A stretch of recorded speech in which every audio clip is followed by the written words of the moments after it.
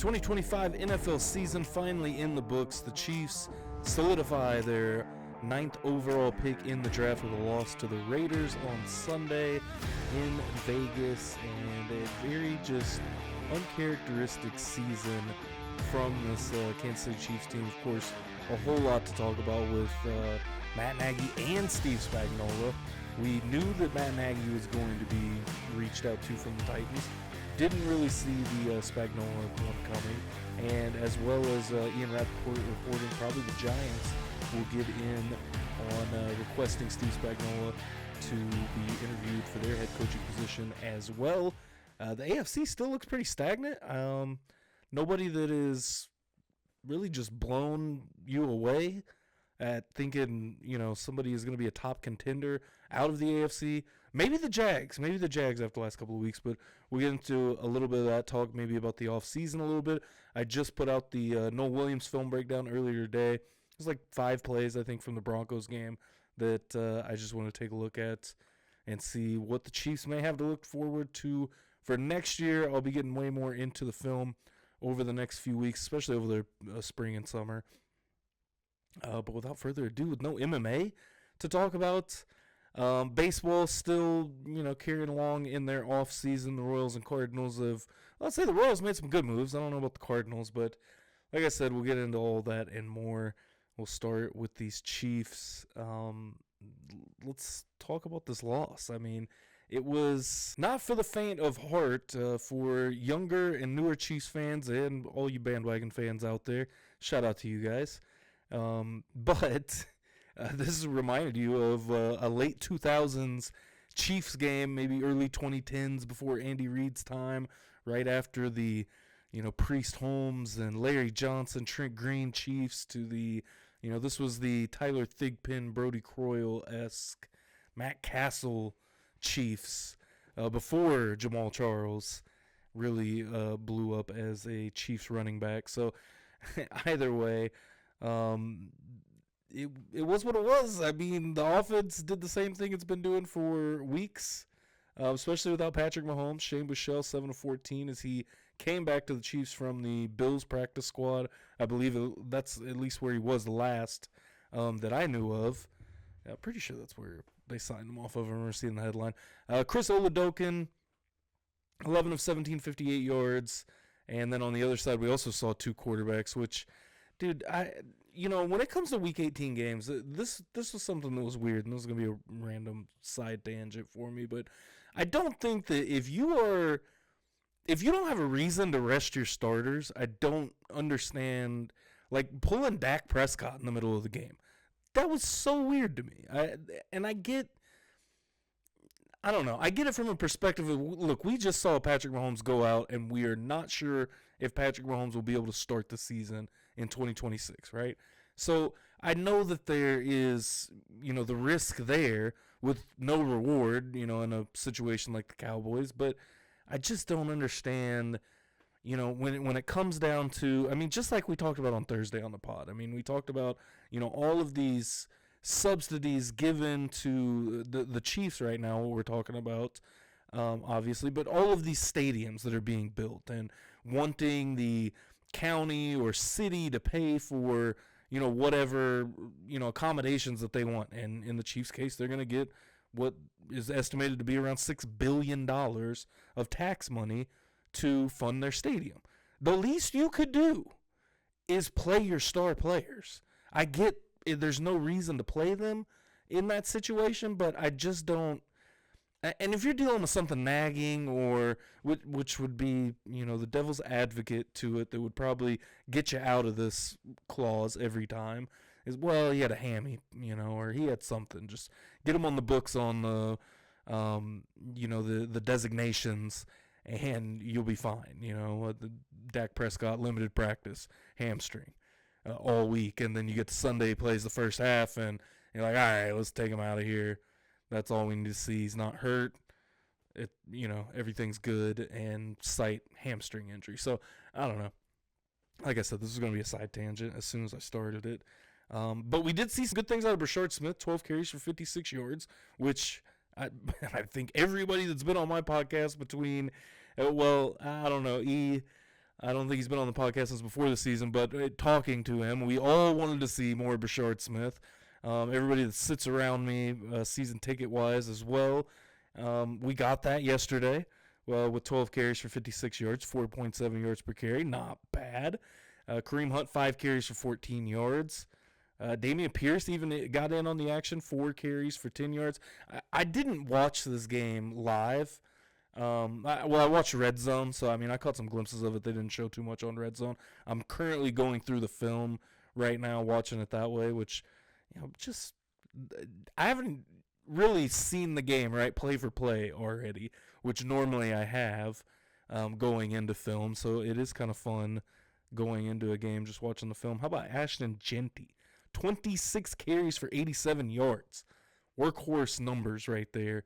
And nobody else. Everybody else 1 carry was the most that they got. Ending the game with Kingsley Suamataia taking off, jumping over somebody. It was a weird and interesting game. It's got to be when you look at, what was it, 14-12? Yeah, 14-12 final score. Just a weird game. 3 targets for Jalen Royals, though. I like that. 2 catches for 4 yards. Not much, but, we'll take a little bit of Jalen Royals on film. Brashard Smith had 2 catches for just 2 yards. Marquise Brown, 3 for 64. He had the 51-yarder. I don't know what much to say about this game. I'm reading you the box score, but I don't know what to say about this game. This game was a preseason game at the end of the day. This was the equivalent to the Chiefs last year, Week 18, where they rested all their starters because they had the number 1 seed locked up, which that part I do understand. But just going out there, Week 18, you don't have anything to play for. Let's sit all of our superstars. Like, you're robbing the fans. You're robbing the fans in attendance especially. But you're also robbing, anybody watching on TV and stuff. But, I really think about the fans that are there. You pay good money for a ticket. Tickets are not cheap to any football game across the country. And I just don't think that that's right to rob, especially some of these games that don't mean anything, like the Christmas Day game and even the game before that, the Chargers game. There were a lot of Chiefs tickets that were, very cheap. And going out there to the Christmas Day game, because I wasn't able to attend the Chargers game, but at the Christmas Day game, or Christmas night game, it felt like a preseason game. There's a lot of people there that you knew, or, a lot of people with their first game, banner or ticket, whatever, paper, laminated piece of paper that they give you, which is awesome. And you love seeing new fans out at the stadium, or fans that just have never been able to attend a game. But at the same time, on the other side of that is like, now Travis Kelce played both of those games. Granted, he might retire, which we'll get into. But, I think a lot of that is just go out there and play for the fans, man. I get that all of this is business and this is these guys' jobs, but I don't know. I feel like, it's all for the fans. At the end of the day, the consumer is the fans. That's who's paying for everything, and it feels like, I don't know, just today's world, we forget about that. I wouldn't say we as the consumers, but they forget about that quite a bit over, profit margins mean everything. All right, let me get off of this soapbox, and let's talk about what's really going on in the NFL world at the moment. So far along the coaching carousel, we've seen Kevin Stefanski, which I was a little bit surprised after, he won Coach of the Year 2 different times. Obviously, that team has not been able to figure out their offense. The defense is very good in Cleveland, but, time for a new direction. I can definitely understand why they fired Stefanski as well, and got to figure out their mess of a quarterback situation. They have, I think if they put the time and effort into developing Shedeur could be a very strong quarterback for the Cleveland Browns moving forward. Dylan Gabriel, he's also there. You got 2 guys that, need some development, but could possibly be the guy moving forward in Cleveland. Atlanta firing their GM and their head coach, Raheem Morris, as well as Pete Carroll getting fired after the win over the Chiefs yesterday, which I guess doesn't shock me, but also does to a point. This was Pete Carroll's 2nd year in, so didn't give him much time, although, Pete Carroll was probably brought in to turn things around ASAP. But my thought is they're going to go number 1 overall with the quarterback, and that's why they want to start over with a new head coach. They want to be smart about it rather than be like the perpetual, door that was going on in Chicago for, as many years as it was. Is like start over with a new quarterback, with your old head coach, fire said head coach, move on, quarterback-wise, and the cycle just continues. Hopefully Ben Johnson's got that fixed with Caleb Williams in Chicago now as they're headed to the playoffs. Mostert, Pete Carroll, Gannon is gone now in Arizona as well. Another guy that only got 2 years that surprised me a little bit, just for the simple fact that situation just was not good from the beginning of Gannon coming in. I mean, with Kyler Murray, it seems like the team has played better without Kyler Murray. Jacoby Brissett had some really good games this year, and they looked a lot better, I think, from last year to this year. So I think maybe in Arizona they're a little impatient with Gannon. I will say on all of these coaching decisions, I don't know the ins and outs. Not like the Chiefs, obviously, that I talk about each and every week and watch their film. I don't watch as many other teams on film unless they're playing the Chiefs, for the most part, which I'd like to get into more. This is the one that just blows my mind. Joe Schoen, which I might be mispronouncing that, the GM in New York of the New York Football Giants, and even the quote that he had, my guy, quote, "Early on, I made mistakes. I'm fortunate to have a great ownership where you're allowed to stub your toe and course correct. My guy, you fumbled Saquon Barkley into a Super Bowl for your division rival. I don't think you can equate that to stubbing your toe. What? I mean, please let me know if I'm crazy for thinking that's the most insane quote I've ever heard. And if I was a Giants fan, boy, I would not be happy today whatsoever with knowing that you're going to keep the GM that fumbled Saquon to the Eagles. I don't know, man.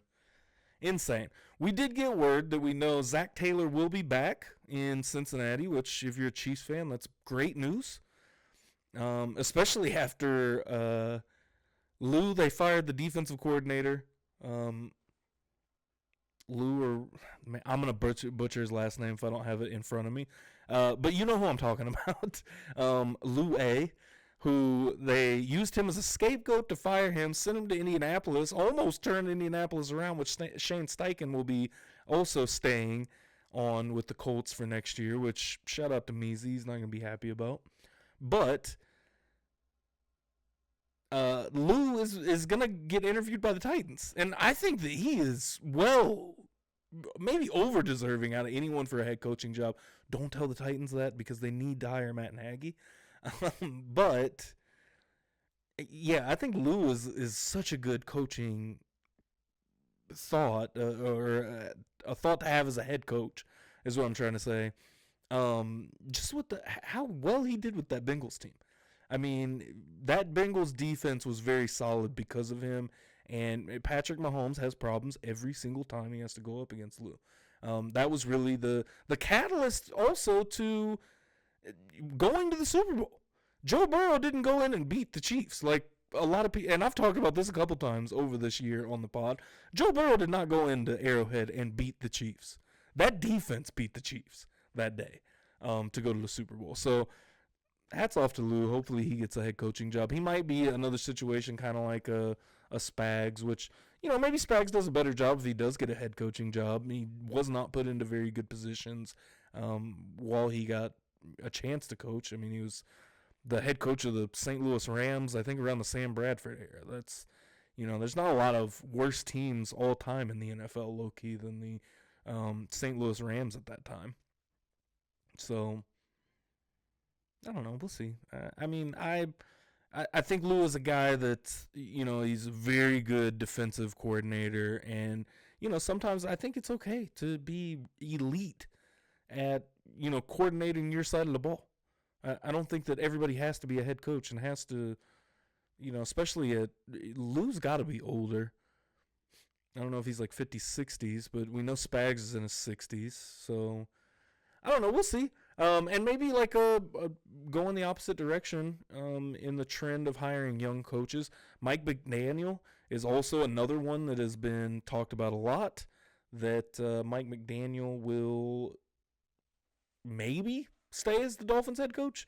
He had a quote saying that I am the Dolphins head coach until informed otherwise. So he is currently still the head coach of the Miami Dolphins. So let me know what you guys think. What's the biggest... I saw a lot of Bucs fans complaining about Todd Bowles. What is the biggest miss here on this Black Monday where, coaches get fired? And we'll see. I don't know. Todd Bowles, maybe. Todd Bowles, yeah, probably the biggest miss. I'm trying to think of anybody else. Mike McDaniel, I don't... Mike Daniel is crazy enough that it might work. So I kind of understand the Mike McDaniel thing. Todd Bowles, I don't think that carries that same, just energy with him, I guess. Todd Bowles is a really good coach, though. I do think Todd Bowles is a very good defensive coach. Another one of those guys that may kind of fit into that mold of very good coordinator, elite coordinator, maybe not as a head coach. We saw him in New York with the Jets. Took over, of course, after Arians with the Bucs. And, the Bucs, very disappointing season. The way that they played halfway through the season to then finish off and not get the playoff or win the division, but get into the playoffs, very rough. Which, the most NFC South thing of all time, right? The game between the other two division rivals decided if the other two would win. So obviously Saturday night or Saturday afternoon, we saw Carolina and Tampa Bay play a game. And since Tampa Bay won the game, the Saints versus Falcons then decided who would be the divisional champion between Tampa Bay and Carolina. Ended up being Atlanta winning, which meant Carolina won the division. It's got to be the most NFC South thing I have ever seen. That division just, I don't know, man. Let me know in the comments below what you guys think, because that division never ceases to amaze me, really. So, that being said, let's turn to the Chiefs.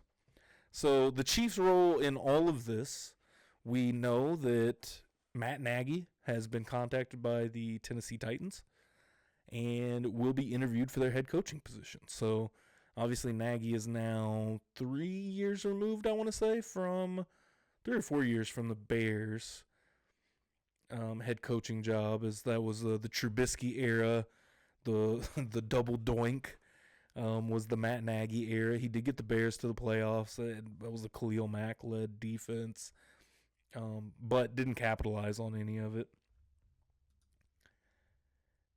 I don't know how good of a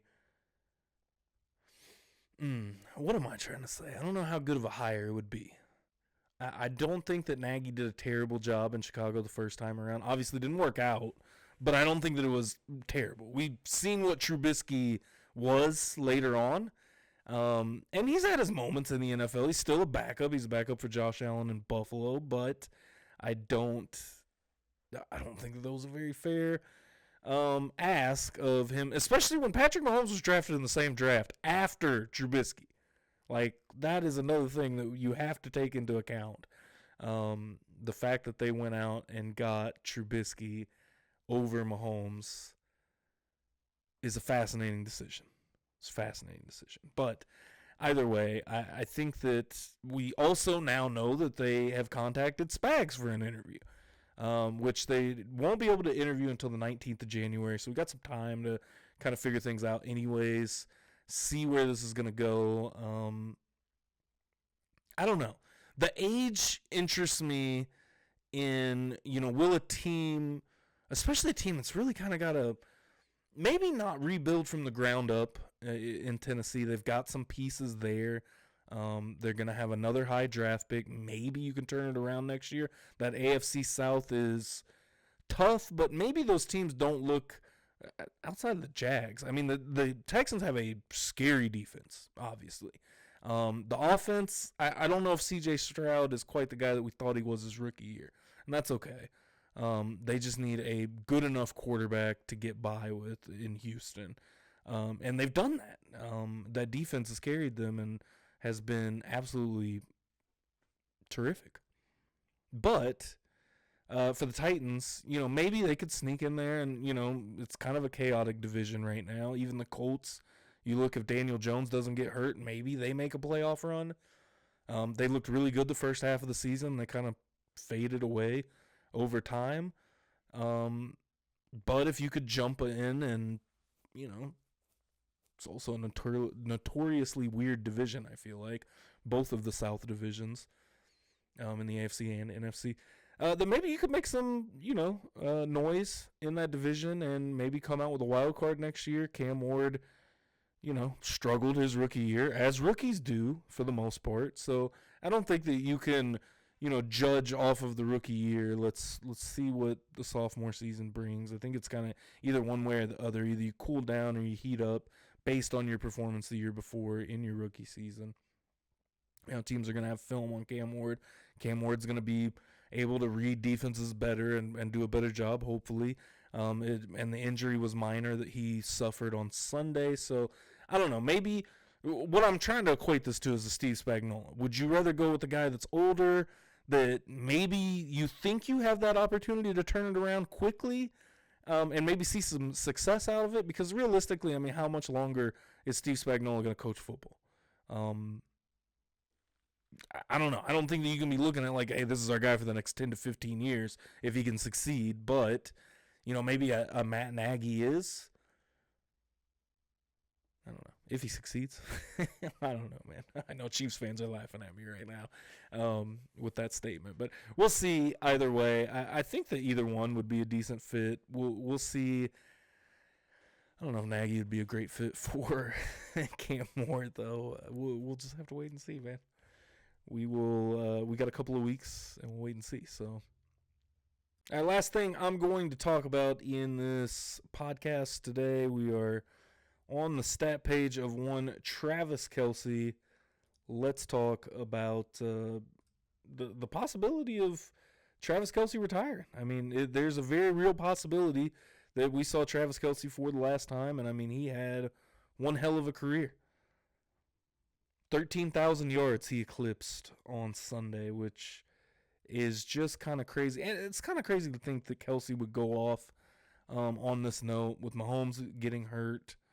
I mean, if he retires, he retires. I think that obviously the first half of the season, most of the season, I wholeheartedly thought he should have retired over the offseason. It wasn't before I looked at really the stats from the season. He was right on par with what he had been doing throughout his career.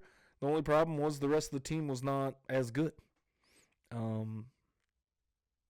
Yeah, I think the Chiefs, they got a lot to think about and a lot to worry about over this offseason. We'll obviously get into it over the weeks. I don't want to get into everything right now. And I'll get into the playoff schedule on Thursday more so, and we'll talk more about the playoff teams and things. But I just kind of wanted to take this as kind of a debrief of everything that's just been going on over the last month with the injuries that we've seen, which, like I talked about earlier, about guys being out and like citing nagging injuries. I think that's probably a lot of what some of this was. Although McDuffie worries me a little bit because the moment that I saw him going on IR, I thought he's definitely getting traded, and we will talk about that. I mentioned it in the Noel Williams film breakdown that I put out this morning, and I don't think Trent McDuffie will be in a Chiefs uniform next year. I do not think that. And that just made me think, going back to the last topic, is that L'Jarius Sneed is the top cornerback on the Tennessee Titans, which would, be a nice reuniting with Steve Spagnuolo if he gets the job out there. But anyways, let's get back to Travis Kelce. One of the greatest tight ends of all time. 100%. I mean, when you talk about tight ends, I think that based on your argument, you could probably flip-flop Tony Gonzalez, Antonio Gates, 1 and 2. I've obviously got Gonzalez 1, Gates probably 2 solidified, and Kelce's right there at 3. I think you could kind of throw Jason Witten in there. I know everybody wants to throw Gronk at number 1, which just isn't, he probably rounds out the top 5. And if you want to go further back, I mean, there's a lot of different names you could throw in there. Kellen Winslow, the, real pioneer, Mizzou tight end that went on to the Chargers and reinvented the entire position, the entire way we think about the tight end position. Shannon Sharp can be thrown in there as well. A great tight end of his time, won multiple Super Bowls. I think he ended up with 3 Super Bowls, 2 with the Broncos, 1 with the Ravens. So Kelce is right there. I mean, Kelce is right there at the very top, no matter how you want to look at it. I mean, you just look at through this career at what started in 2016 to all the way down to 2022, 1,000-yard receiving season every single season through that time span. And the last few years, obviously it's tapered off a little bit when you look at the numbers, 984, 823, still put up 851 yards this year. The touchdowns, what was it, 5, so that was 2 more than last year. Looked the same as 2023, but obviously going down from 11, 9, and 12, 2020 through 2022. He's been brought down, and time is catching up with him. I mean, time is pulling in on Travis Kelce. I think really the knee sprain is what did it right there before that Detroit Lions game to kick off the season a few years ago. Even look at the first down numbers. I mean, and this just shows you, I think, how dominant that Travis Kelce was. 68 first downs, 65, 79. Led the league in first downs, 63, 78. But that league leading year was 2020. Had an absolute berserker of a season, which I'm gonna have to go back and watch some of these games from the last few years, especially if Travis Kelce does retire. I think that might be something that I really have to go do and just really absorb again. You didn't have that ability back in the day with Tony Gonzalez, and Tony Gonzalez obviously was traded away by Carl Peterson, sent off to the Falcons because Carl Peterson didn't want to compete pretty much. I mean, did Tony Gonzalez kind of dirty from the story that's been told, and but we didn't have the I don't want to say technology, but I mean, there wasn't a streaming service to go back and just watch all Tony Gonzalez's greatest games as a Kansas City Chief. I mean, hell, even now to this day, I think you can only go back to 2009 on NFL Plus, which is insanity for the amount of money that they want for NFL Plus. I'm getting off on another side tangent. Anyways, let me know what you guys think. Is this Travis Kelce's last game? Was it a loss at Las Vegas? You think Kelce's got one more year in him? I think they really got to figure out the cap space. How much are they going to pay him? Is it worth, what they can pay him for him to come back for another year? Maybe just have a fun year, play a lot less snaps. Does that benefit the Chiefs at all? Like, how much does that benefit the Chiefs? I don't know, man. Let me hear your take, though, in the comments below, because I'm very kind of back and forth on this topic, I guess. But until then, I think that's going to wrap it up for this podcast. If you have not subscribed, do now. I would greatly appreciate it. Hit the like button if you enjoyed the pod. And go check out that film breakdown I did of Noel Williams. I'll have more film coming. I'm going through the Raiders film right now. I'm going to try to get maybe 1 or 2 out pretty quick from that Raiders game. And then I'm going to start working on the offseason film breakdowns and working on the draft. Because, boy, it is January 5th, and it's draft season in Kansas City. It's the first time that it's been draft season this early in a long time. So, that being said, I will see you again on Thursday. Until then, you boys.